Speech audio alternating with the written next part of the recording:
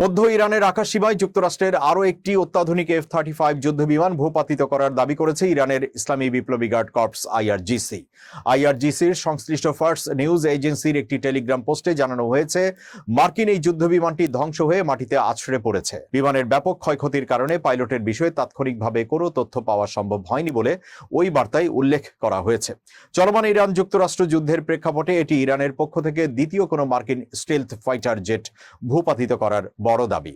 ইরানের মেহের নিউজ এজেন্সির প্রতিবেদনে বলা হয়েছে যে বিমানটি বিধ্বস্ত হওয়ার সময় অত্যন্ত প্রচণ্ড বিস্ফোরণ ঘটায় পাইলটের পক্ষে নিরাপদে বেরিয়ে আসা বা ইজেক্ট করা প্রায় অসম্ভব ছিল। ইরানের সামরিক সূত্রের দাবি অনুযায়ী তাদের আকাশ প্রতিরক্ষা ব্যবস্থা অত্যন্ত নিখুঁতভাবে এই লক্ষ্যবস্তুতে আঘাত হেনেছে। তবে এই ঘটনার পরপরই মার্কিন সেন্ট্রাল কমান্ড সেন্টকম তাৎক্ষণিকভাবে কোনো আনুষ্ঠানিক প্রতিক্রিয়া জানায়নি।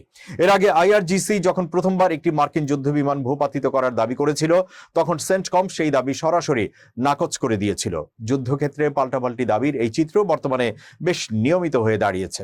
ইরান যখন তাদের আকাশ প্রতিরক্ষা সক্ষমতার প্রমাণ হিসেবে এই সাফল্যের কথা প্রচার করছে, তখন যুক্তরাষ্ট্র অধিকাংশ ক্ষেত্রেই তাদের ক্ষয়ক্ষতির বিষয়টি অস্বীকার বা গোপন রাখার চেষ্টা করছে।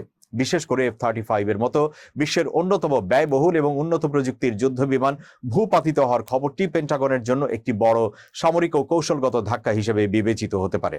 এই ঘটনার পর মধ্যপ্রাচ্যের আকাশে মার্কিন বিমান বাহিনীর মহড়া ও নিরাপত্তা নিয়ে নতুন করে প্রশ্ন উঠতে শুরু করেছে।